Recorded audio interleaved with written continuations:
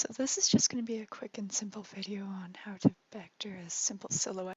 I just made up this sample right before making this, and it really only took me about 3 minutes, maybe even 2.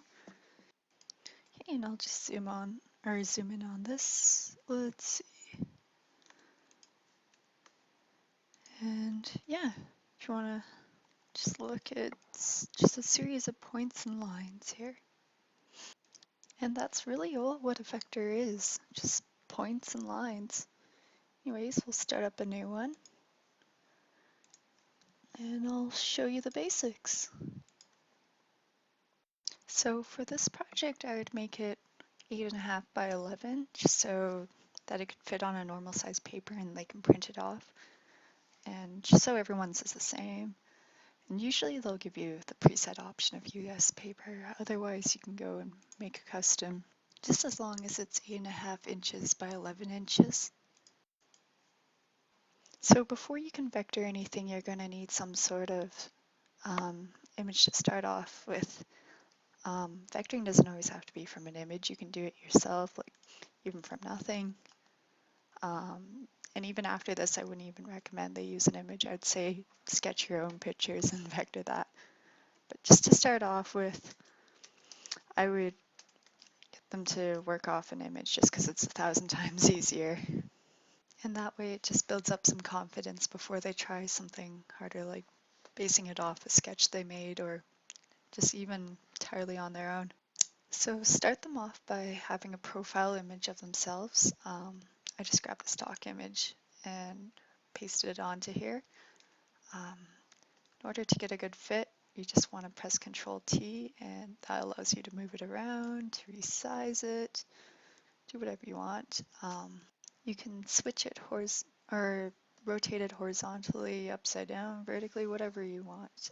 You can even distort the image if you'd like, but I try and keep things simple. So just to find something like a position they like in the screen and just let them place it. Just to get out of this, you press the little arrow button, you press apply, and still, even if you want to move it, you can hold down shift and just move it wherever. So you might have noticed when I did insert the image, it created a new layer here. This is actually really important, and we'll go over that a bit later. As for the actual vector tool, you'll find it right here. It's just called the pen tool. Click it, and you're going to want to make sure that this one's clicked. Otherwise, the shape layers, otherwise you're going to have issues later on. And to double check that you're on the right one, you just might want to click a couple times and just make sure that this actual color is showing up. And you can just press Control-Alt-Z to get rid of those and go back. So to start off, you're going to want to zoom in a bit and start with something simple like it's pretty easy. If you just want to click and drag, and you'll notice 2 lines come out, and there's also this sort of point, which is actually called the anchor point, and these 2 lines are called tangent lines. So you'll notice when I click another line, that's going to just kind of create sort of curve. You kind of want to just line the 2 up so they're kind of the same. And it does take some practice. Say you don't like that, it's not really close, you might want to zoom up a bit. You can actually press Control, grab the anchor point, and just kind of move that a bit. Or you can press Control and grab one of the tangent lines and just kind of move that around to get something that you like. Another thing is that when you move it, there's going to be that black line that shows up, so you might want to go back to layers and change the opacity down just a little bit, or maybe down to 50%-ish, and go back to these. Just find something that you like that kind of fits and continue on. Just kind of, it takes a lot of practice. The more you do it, the easier it gets. And you can also press Alt and grab one of these anchor points and create kind of an angle, which will create kind of a sharp end. So if I want to go up around like that, I want a sharp end, so press Alt, go over, and then you're going to want to press Alt again, grab that line, create an angle, go up in here. And yeah, the field part's gonna look funny until you figure that out a bit, but after a bit of practice it gets easier. So again, Alt, create that.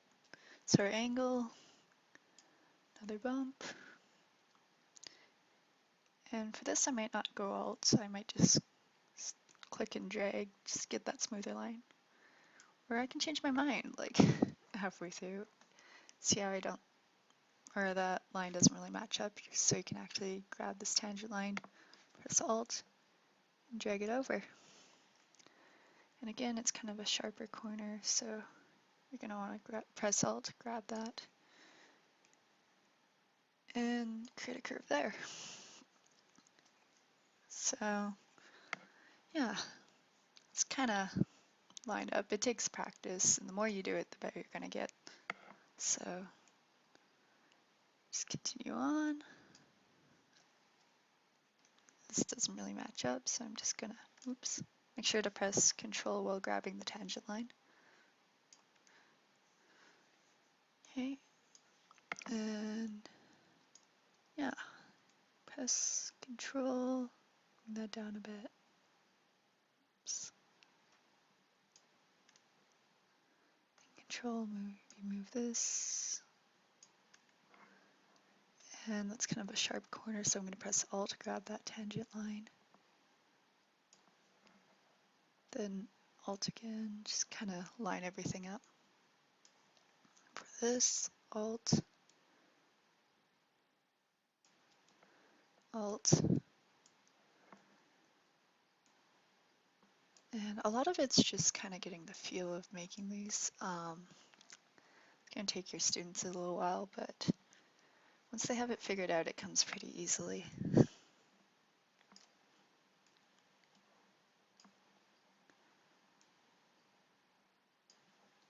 Just go through like this, pressing Control. Yeah, so if you do make an anchor point you don't like, you can actually delete it by not pressing anything, just pressing the anchor point. And if you don't like that, you want that back, you just want to press Control Z. Okay, and continue on. Just gonna press Alt, move that over. It's kind of a smoother line, so I'm not gonna press anything. Just drag, click, drag, click, drag. I'm gonna press Control just to alter this. This is gonna be a sharp point, so it's gonna be Alt. I'm gonna just zoom out a bit.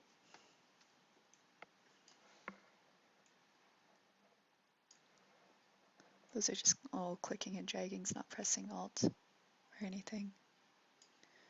This one's going to be an Alt because it's a sharper, oops, I pressed Control there, I want Alt. Yeah, just go out. And if you don't click and drag, you just click, it just creates a straight line, which is good for this part. Because you're going to want, or it doesn't really matter because it's out of the page, just click and drag. And don't know if you can see this, but if you go to the first anchor point that you started off with and you just click it, it has a little circle on it and it finishes it off. Oops. Yeah, and sometimes you get some funny things, so you just might want to make sure everything's all right.